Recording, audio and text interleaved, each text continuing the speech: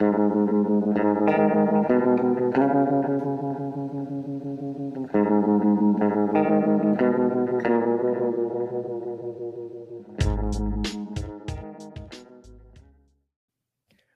into A Toast of Film. I'm one of your hosts, Ebo, and this week I got a very special review. I went to the early showing of Clown in a Cornfield, so we'll be checking that out today.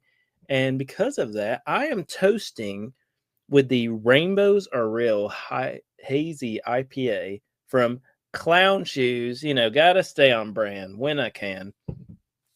As y'all know me, I'm not an IPA guy, but this isn't bad, and it's kind of appropriate we got a beer going because of the kids we'll be talking about today. But before I get into the review, I just was like thinking, so many people these days have a fear of clowns. I personally know quite a few adults who have a fear of clowns. I think it's silly, but hey, phobia is a phobia. So I wanted to give a little history of clowns in horror because we've had some great clowns in horror. First off, coulrophobia, that is fear of clowns. That is where people have these reactions of screaming, crying, running when they see a clown, when they hear the, they freak out. So in the 19th century, a British pantomime clown, Joseph Joey Grimaldi, he is the precursor to what we would know as the modern clown. And of course, you had Pogo the Clown, John Wayne Gacy, who killed 33 at least individuals in the 1970s. They even made a movie, Gacy, about him. But if you're talking about going from real life horror to actual, movie horror, I was just spitballing, and the first one I can think of is Funhouse from 1981. This movie, great poster, very interesting twist with who the killer is, but, very. If you see the poster for Funhouse, the clown poster really stands out to you. Then next up, 1988, my personal thing I grew up watching and loving is the Killer Clowns from Outer Space. The Killer Clowns, they are so vibrant in color, both them and their ship. They're so funny. They theme everything. Like, they'll hit you with cotton candy, make you a cotton candy cocoon, and drink your blood. They throw popcorn, and it turns into these monsters. I think they could be the most iconic, or at least one of. Spirit Halloween still to this day has just aisles Killer Clown stuff. I have some Killer Clowns from Outer Space Converse. And also, they got the theme song by the Dickies that I personally love, like down, down, down, down, down, down, down, down, down. So love the Killer Clowns. I think they also have a video game coming out, which is pretty cool. You want to talk about icons? 1990, we got Stephen King's Pennywise hitting the small screen with a miniseries. I would say of all the clowns, not excluding iconic, but most known, I would say Pennywise is definitely the most known clown. And, this was Tim Curry. And then in 2019, with Bill Skarsgård, we got this big cast, big budget, part 1 and 2 of It. That hit the main screen. So Pennywise, definitely something that's very prominent within media culture. 1997, overlooked one, but John Leguizamo as the very flatulent clown in Spawn. A lot of people got a love for him. 2000, the real ones know. This was a staple of my Blockbuster rental days, showing my age. But Killjoy the Clown, there was 3 or 4 of them, I believe, but I would always go in there. This was one of my mainstays. I'd rent this, Puppet Master, some older WWF, but Killjoy, gotta give a shout out. Now, my personal favorite clown, Killer Clowns, is like right there. This one just slightly edges because I've met this person in real life. May he rest in peace. But gotta shout out House of a Thousand Corpses, Captain Spaulding.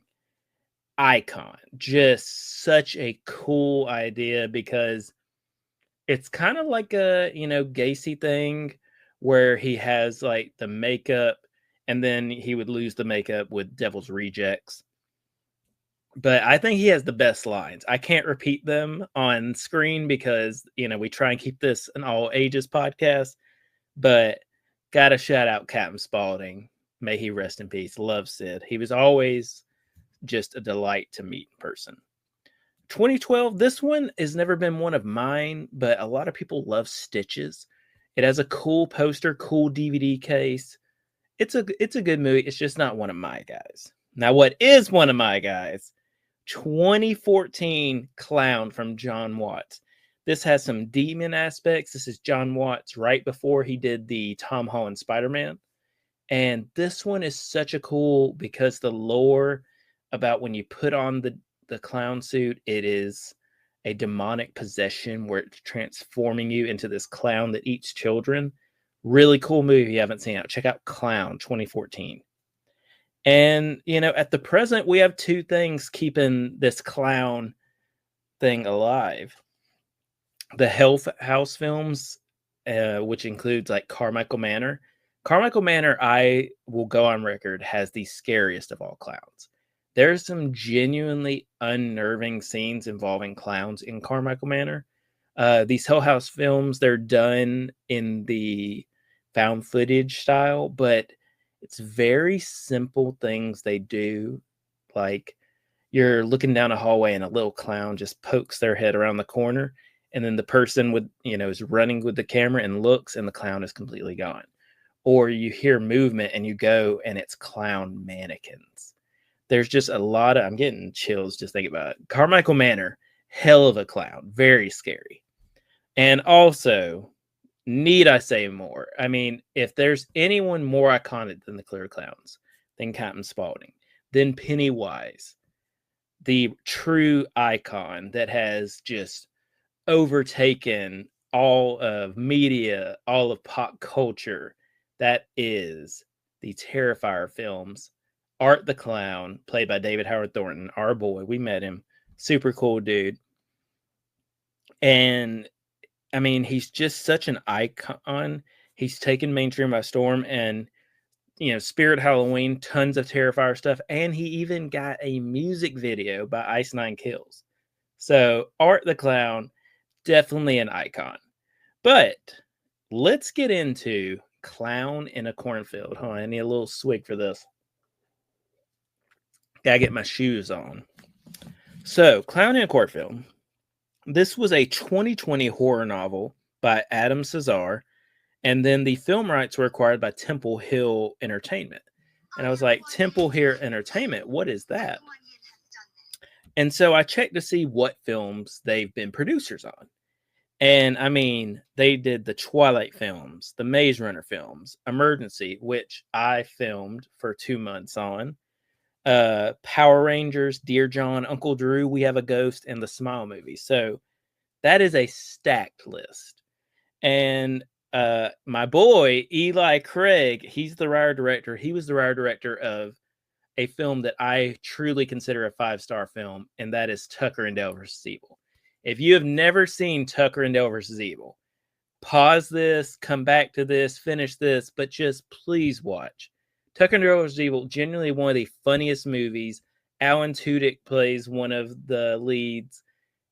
I don't want to tell you anything, but it has some of the best lines ever. It's so good.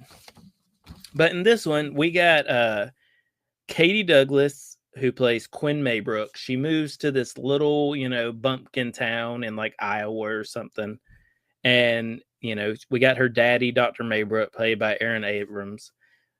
The mom passed away, so they're moving to a new town so he can be the family practitioner. And this is a town very, not with the times, very, keeping up with tradition, very good folk, type thing.